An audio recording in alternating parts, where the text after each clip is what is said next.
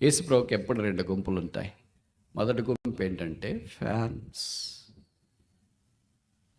రెండో గుంపు ఏంటంటే ఫాలోవర్స్. ఫ్యాన్స్ అంటే అభిమానులు, ఫాలోవర్స్ అంటే అనుచరులు. ఫ్యాన్స్ ఎవరికైనా ఉంటారు కదా, టీవీ సీరియల్ చేసే వాళ్ళకి, యూట్యూబర్స్కి ఫ్యాన్స్ ఉంటారు, క్రికెట్ ఆడే ప్లేయర్స్కి కూడా ఉంటారు.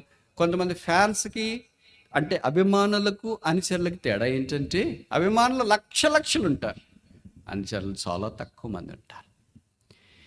అభిమానులు ఏం చేస్తారంటే యేసుప్రభు చాలా మంచివాడు అంటే బాగా చెప్తాడంట, మనం వెళదామని గుంపులుగా వచ్చినారు, ఆయన వాక్యం విన్నారు, రొట్టెలు అదేంటి చేపలు ఇస్తే తినేసారు, వెళ్ళిపోయారు. వాళ్ళంతా ఎవరంటే అభిమానులు. యేసుప్రభు అంటే మాకు కూడా అభిమానం ఉంది, ఆయన ఫోటో మా ఇంట్లో కూడా పెట్టుకున్నామండి, ఆయన చర్చికి కూడా అప్పుడప్పుడు వెళ్తామండి. అభిమానులు పరలోక రాజ్యంలోనికి ప్రవేశించలేరు. అభిమానులు అంటే మంచి జరిగినప్పుడే. మీకు అర్థమయ్యేటట్టు చెప్తే, ఇప్పుడు ఐపీఎల్ జరుగుతుంది కదా, మీకు ఎవరు అభిమానమైన క్రికెట్ ప్లేయర్ ఉంటాడు, విరాట్ కోహ్లీ. చాలా డబ్బులు పెట్టి 10,000 పెట్టి టికెట్ కొని స్టేడియంకి వెళ్ళారు. వచ్చిన వెంటనే ఓపెనర్కి వచ్చినాడు. మామూలు ఆఫ్ సైడ్ పోయే బాల్స్ ఆడడం ఆయనకి ఒక బలహీనత. ఆఫ్ సైడ్ పోయే బాల్ ఫస్ట్ బౌలింగ్లోనే ఆడాడు, అది వెళ్ళింది, క్యాచ్. ఇప్పుడు నువ్వు అభిమానం ఏమనుకుంటా, 10,000 పెట్టి వచ్చినాను రా, వాడిది ఫస్ట్ బాల్కే ఉంటాయి, నేను ఇంకెళ్ళిపోతా, వెళ్ళొద్దులేరా, 10,000 పెట్టేసి వచ్చిన, కొద్దిసేపు చివరిదాకా ఇంకేం చూస్తారా, వాని కొరకే నేను వచ్చిన, వాడు ఆడుతాడని వచ్చిన, ఏం ఆడలేదు, ఫస్ట్ బాల్కే అవుట్ అయిపోయాడు. ఇంకా మిగతా వాళ్ళంతా ఆడతారు కదా, గెలుస్తారు కదా టీం, నాకు మిగతా వాళ్ళతో సంబంధం లేదు, టీం గెలుస్తుందే ఓడుతుందే నాకు సంబంధం లేదు, నేను అభిమానించే హీరో వాడు అవుట్ అయిపోయాడు, అందుకే నేను వెళ్ళిపోతున్నా. అభిమానం అంటే ఏం చేస్తుందంటే బాగున్నంత దాకా చప్పట్లు కొడుతుంది, 4లు 6లు కొడితే చప్పట్లు కొడుతుంది, అవుట్ అయిపోతే అని వెళ్ళిపోతుంది. వాళ్ళ అభిమానులు. అనుచరులు ఫాలోవర్స్ అంటే ఎవరంటే కష్టంలోనైనా, బాధలోనైనా, దుఃఖంలోనైనా, కృంగదల్లోనైనా, అవమానంలోనైనా, రోగంలోనైనా వెంబడించేవారు అనుచరులు. యేసు ప్రభు వారికి లక్షల దాకా బహుశా అభిమానులు ఉండొచ్చు. There are lots of fans, but he has only 12 followers. 12 మంది మాత్రమే ఆయన అనుచరులు ఉన్నారు. గొర్రెపిల్ల ఎక్కడికి వెళ్ళనో వారు అక్కడికి వెళ్ళేవారు. యేసు ప్రభు అలసిపోయిన ఆయన దగ్గరే ఉండేవారు, దాహం వేసిన ఆయన దగ్గరే ఉండేవారు. ఆయన గెత్సెమనే తోటలో చెప్పబడుతుంది కదా, ఆయన బాధపడుతూ ప్రార్థన చేసిన ఆయన దగ్గరే ఉండేవారు, శిలువ మీదకి వెళ్ళిన ఆయన దగ్గరే ఉండేవారు, భూస్థాపన అయిన ఆయన దగ్గరే ఉండేవారు, ఆయన జీవమైన మరణమైన ఆయన దగ్గరే ఉండే ఆయన్నే వెంబడించేవారిని ఏమంటారంటే అనుచరులు అంటారు. ఇప్పుడు చెప్పండి, మనం ఫ్యాన్సా ఫాలోవర్స్, అభిమానుల అనుచరుల? ఎవరో తెలియదా? నాకు తెలుసు మనలో చాలామంది మీ అభిమానులు. ఎందుకు బ్రదర్ అనుచరులు ఎందుకు కాదు? Why are not we followers? ఎందుకు మనం అనుచరులు కాదు? అనుచరులు బైబిల్లో చాలా తక్కువ మంది ఉన్నారు. అపోస్తలుడైన పౌలు కొరింథీయులకు రాస్తూ మొదటి పత్రిక 11వ అధ్యాయం 1వ వచనంలో అన్నారు, be followers of me as I follow Jesus Christ. నేను క్రీస్తుని పోలి నడుచుకున్న ప్రకారం మీరును నన్ను పోలి నడుచుకొనడి.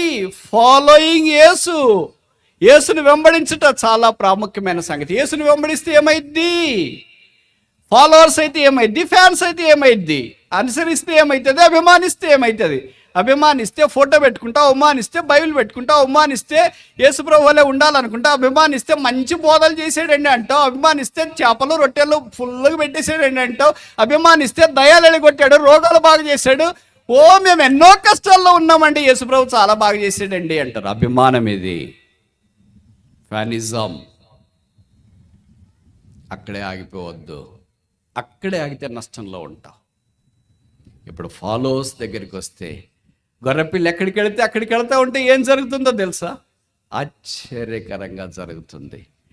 ఇన్ని లక్షల మంది ఫ్యాన్స్ ఉంటే వాళ్ళు తినేసి వాళ్ళ దాన్ని వెళ్ళిపోయారు, రోగాలు బాగా అయిపోయి వాళ్ళ దాన్ని వాళ్ళు వెళ్ళిపోయారు, వారు క్షేమాభివృద్ధి పొందుతూ వారి స్థలాల్లో వాళ్ళు ఉండిపోయారు.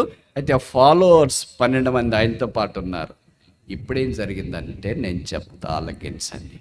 అపోస్తుల కార్యాల్లో అడుగుపెట్టిన తర్వాత ఈ ఫాలోవర్స్ 12 మంది ఏం చేశారు? భూమిని తలకిందల చేశారు. లక్షల కొలదున్న ఫ్యాన్స్ వాళ్ళే తలకిందలైపోయారు, కానీ 12 మంది ఫాలోవర్స్, 12 మంది యేసును వెంబడించిన వారు భూమిని తలకిందులు చేసే విద్యలేని పామర్లు. ఇది మనకిది సవాల్. మనం ఆయన్ని అభిమానించే అభిమానులమా, ఫ్యాన్సా, లేదా అనుసరించే ఫాలోవర్సా? ఫాలోవర్స్ అయితే, అనుసరించే వారమైతే అపోస్తుల కార్యం మన కొరకు కూడా ఉంది. అపోస్తుల కార్యంలో ప్రవేశించవచ్చు, అపోస్తుల కార్యంలో యేసును ప్రకటించవచ్చు, అపోస్తుల కార్యములు యేసుని గురించి మాట్లాడవచ్చు, అపోస్తుల కార్యములు యేసును ఎరుగని వారికి అనేక సంగతులు బోధించి క్రీస్తు వైపు తీసుకురావడానికి అవకాశం ఉంది. అలాంటి వారే యేసును వెంబడించే ఫాలోవర్స్. వాళ్ళు ప్రభుకు సంఘంలో కావాలి. మా సేవకులు చాలా మంచివాళ్ళు, మా మందిరం చాలా మంచి అభిమానులు వద్దో. భక్సింగ్ గారు చాలా గొప్పవాడండి, చాలా పరిచయం చేసాడండి, మా ఊరు గుడికి వచ్చాడండి. అభిమానం కాదు ప్రాముఖ్యం, అనుసరించుట. ఆయన ప్రార్థన పడంటే మనం విశ్వమంతాన్ని చేయాలి కదా. ఆయన విశ్వాసం కొండను పెకలిస్తే మనం విశ్వమంతైన విశ్వాసం ఉండాలి కదా. ఫాలోవర్స్, వెంబడించే వారి ద్వారా దేవుడు ప్రజెంట్ మందిరాన్ని కట్టాలని కోరుతున్నాడు. ఇప్పుడు అరమత యోసేపు ఏం చేశాడంటే తెగించి పిలాతు దగ్గరికి పోయాడు. ఉద్యోగం పోయినా పర్లేదు, ఇంటికి భార్య రానికపోయినా పర్లేదు, నన్ను ఎవరు పట్టించకపోయినా పర్వాలేదు, ఇదే ఫైనల్, జరిగితే జరుగుతుంది, జరగకపోతే అంతే. ఎస్తేరు వల్లే, ఎస్తేరు తెగించిపోయింది. అటన్నగా అవుతుంది, ఇటన్న అవుతుంది. ఇప్పుడు దేవుని సంఘం కొరకు, క్రీస్తు అనే శరీరమైన సంఘం కొరకు తెగించే విశ్వాసులు కావాలి. తెంపలేని వాళ్ళు వద్దు. ఫ్యాన్స్ అవసరమా? తెగించాలంటే దేనికి తెగించాలా? ఆ దేహం యొక్క గాయాలు కనబడకుండా సన్నని నారతో తయారు చేయబడిన వస్త్రముతో దాన్ని కప్పే విశ్వాసులు, సేవకులు, బోధకులు, కాపర్లు కావాలా. నా ప్రభు దేహానికి కలిగిన గాయాలు ఎవరు చూడకూడదు. సంసారము రట్టు చేసుకోకూడదు. గుట్టుగా పెట్టుకోవాలా సంఘాన్ని, గుట్టుగా పెట్టుకోవాలా సంఘాన్ని, భద్రంగా కాపాడుకోవాలా సంఘానికి. బట్ట చుట్టాలా, ఇది తెల్లగా కనిపించాలా. లోపల ఇన్ని గాయాలున్న పైనుండి కింద దాకా 40 దెబ్బలు, దాదాపు 30 కోడ దెబ్బలు కొట్టిన రక్తసిక్తమైన దేహం ఉంది. ఆ దేహం అంతటిని వస్త్రముతో చుట్టగలిగిన అరిమత యోసేపులు ఇక్కడ లేరా?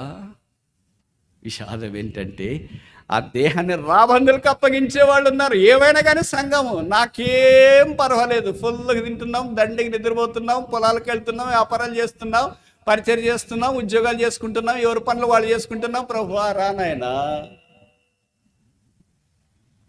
వస్తాడా?